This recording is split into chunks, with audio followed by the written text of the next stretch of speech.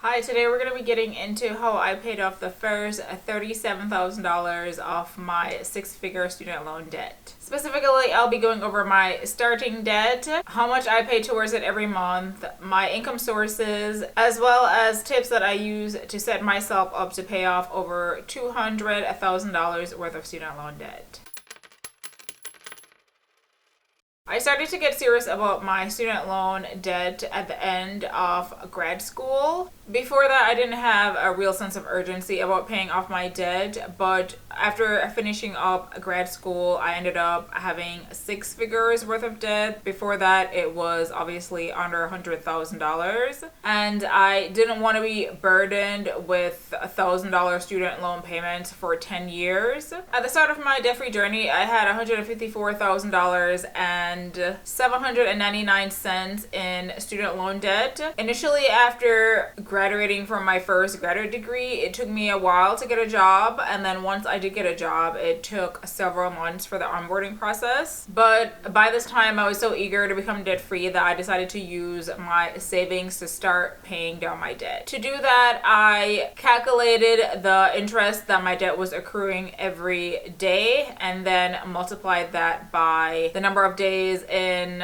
a typical month, which was 30 to 31, and then that is the amount of money that I ended up paying towards my debt every month. That ended up being around $755, and even when I started working, I continued to pay just the $755 because I knew that in order to pay off debt, I needed to have an emergency fund so that I didn't end up in more debt. So the first 5 months of my debt-free journey were spent just paying the interest. My goal was to build up 1 to 3 months worth of emergency savings, and that took me around 5 months total to do. Now, I will say I was able to do this because obviously after graduating from any school, you usually have a grace period of 6 months. So I was still within the 6-month grace period. And because I still was in school finishing up my last grad degree, I did not have to pay on my loans at all. However, my loans were still accruing interest, except the ones that were being paid by the feds, but the other half still were accruing interest.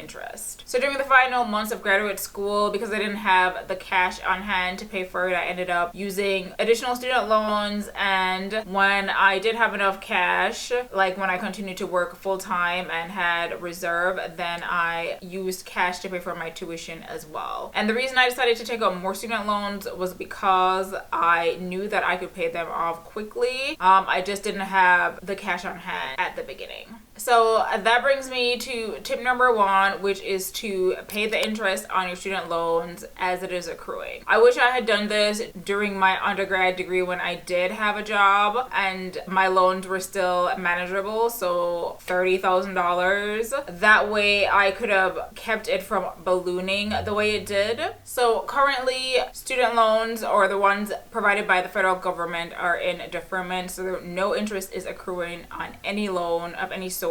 For me, there were subsidized loans, which were ones that never accrued interest when you were in forbearance or in a grace period, and then unsubsidized loans, which always accrued interest regardless of what was happening. So in any other time when the government is not paying for interest on your student loans, then it's best to actually pay the interest every month if you are able to. Currently, with the pandemic assistance that the government is providing for student loan, I would, if I was able to, pay the loans down regardless, because you're not accruing any interest, which means that your balance is staying the same as it was, as in your money would go further now than it would otherwise, because you would be accruing interest and your balance would be higher.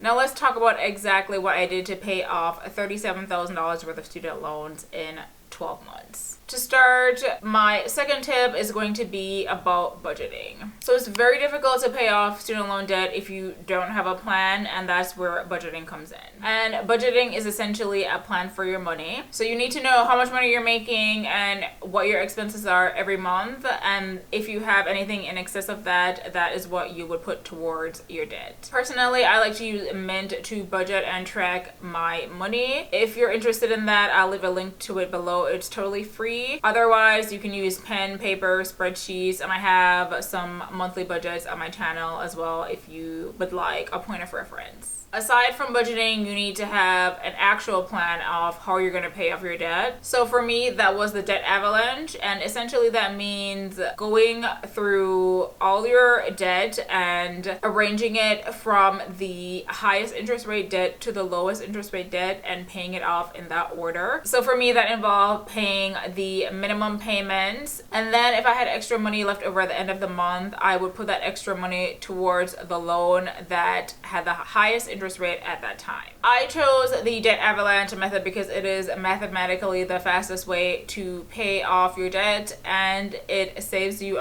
the most amount of money in terms of interest payments. The alternative to that is the debt snowball, which has been popularized by Dave Ramsey, and that is the most emotionally satisfying way to pay off your debt because you arrange your debts in order of smallest debt to largest debt, and you pay the minimum payments on all of your debts, but you start paying off the lowest debt. So that way you have quick wins, which helps you to feel like you've accomplished something. I will say that when I was using the debt avalanche method, it was hard to find motivation to keep on paying my debt. Like, I felt like I was paying it forever. And you'll feel that way if you have lots of debt like I did, but you have to find other ways to motivate yourself. For me, I thought about how I was going to feel afterwards, like not having to put any monthly payments towards debt, what I was going to do with all that extra money, and how it would enable me to reach my goals of being financially independent quicker. The next thing I did to jumpstart my debt payoff journey was to lower my cost of living, and that brings me to tip number 3.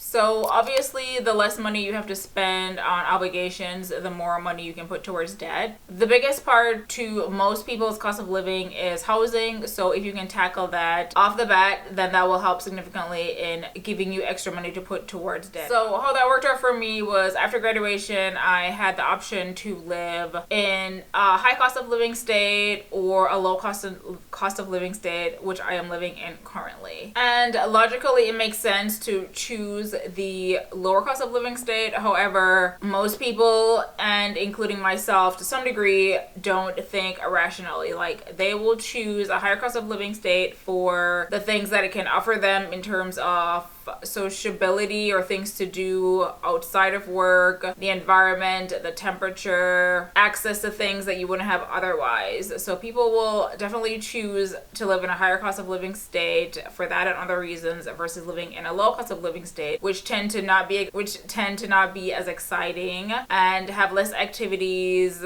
Usually the weather isn't that great and things like that, which is kind of what I found myself in currently. However, I have grown to learn to appreciate living in a lower cost of living state. I actually like the slower pace of life here, and I love the fact that I am able to save way more money than I would ever have been able to if I lived in a high cost of living state.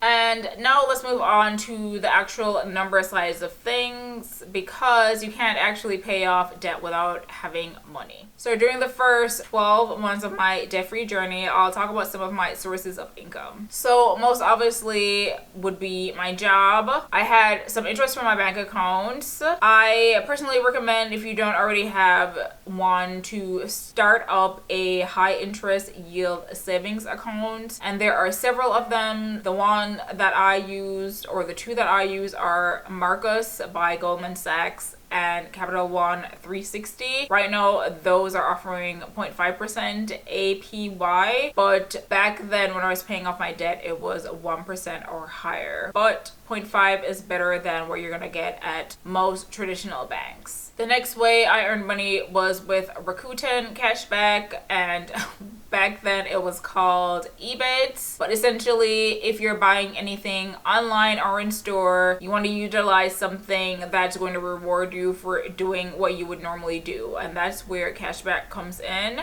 To date, I've earned over $1,000 in cashback that I wouldn't have normally gotten if I hadn't used Rakuten. If you'd like to sign up for Rakuten, if you don't already have it, which I'm assuming most people do anyway, but if not, I will leave a link in the description. Another thing I did is to sell a lot of things that I didn't need. So as with most people, you'll find that you don't need a lot of things that you have sitting around the house, and people will pay decent, if not good money for those things. So I sold several things on eBay, but you can use whatever marketplace that you like, and Craigslist is also good for selling things locally, as well as a Facebook marketplace. I also got money from my tax refunds, and for the 2.5 years that it took me to pay off my 6-figure debt, I put 100% of my tax refunds towards my debt. And that was great because due to the size of a lot of my tax refunds, I was able to pay off entire student loan balances with it, which was very rewarding.